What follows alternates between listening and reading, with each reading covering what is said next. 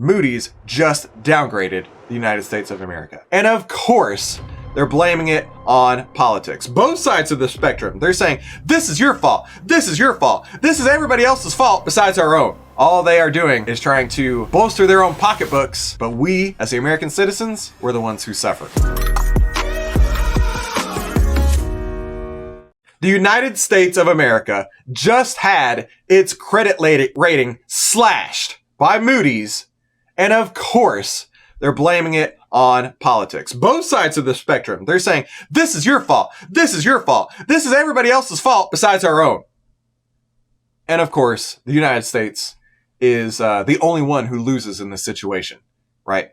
All of these politicians, all they are doing is trying to bolster their own pocketbooks. But we, as the American citizens, we're the ones who suffer. And because of that, Moody's just downgraded the United States of America. So, hey, if you're just tuning in, my name is Christopher Yule. We cover the biggest headlines of the day and what the AI trading data says about it. And if you're interested in that too, be sure to definitely hit the subscribe button down below. And start trading with AI today. Head to ovtlyr.com to see why outliers win. So, the investor services company cited political polarization in Congress as their factor for why they have downgraded the United States of America. The U.S. credit rating was lowered from stable to negative this week by Moody's Investor Services as another government shutdown looms. How many times have we seen these government shutdowns? Give me a break. It is just political theater these days for these government shutdowns. Do they actually shut down anything? No, of course not. I mean, what do? Shut down like the national parks and maybe the post office or something? I don't know what they actually shut down, but every time there is one of these government shutdowns on the horizon, they seem to somehow magically kick the can further down the road and avoid a government shutdown. Oh my gosh. But in the process, they continue to screw over the American public because the United States is going deeper and deeper and deeper and deeper into debt. The continued political polarization within the U.S. Congress raises the risk that successive governments will not be able to reach consensus on a fiscal plan to slow the decline in debt affordability. That's what I'm talking about here, right? If the United States cannot figure this out and get both ends of the spectrum to talk to each other, it's just going to continue to get worse and worse and worse. And that's why the credit rating is downgraded, right?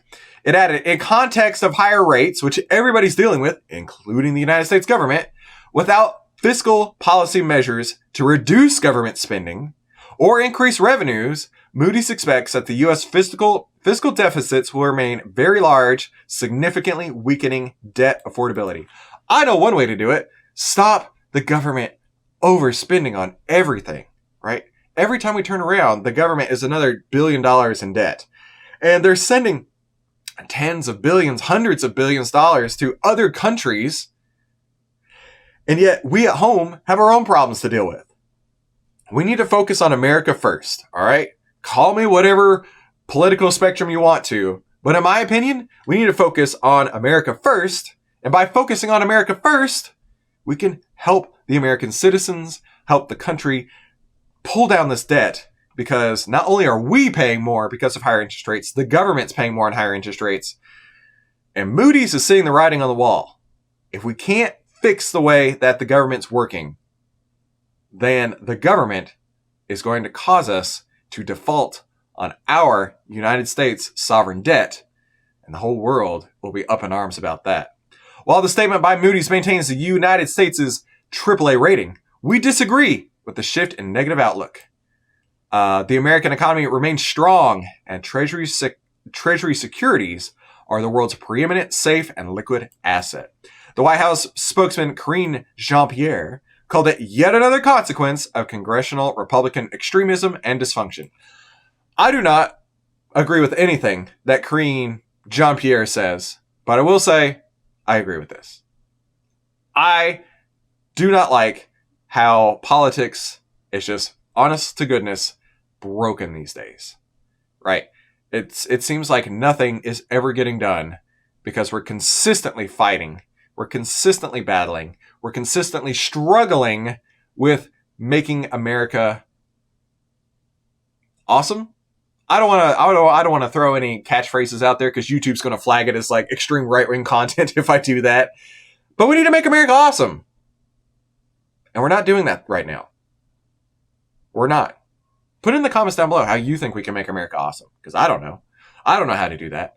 But I do know that I want to go check out the AI trading data for the S&P 500, right? The S&P 500 got a buy signal all the way back on October 17th. Hey, and if you had been following these buy signals, you would have seen a signal return of 100.55%. So if you're interested in getting these signals and everything that Outlier gives, be sure to head to ovtlyr.com to see why outliers win. Start trading with AI today. Now let's go see what the internet is saying about this too, right? Moody's cuts USA outlook to negative, citing higher interest rates and deficits.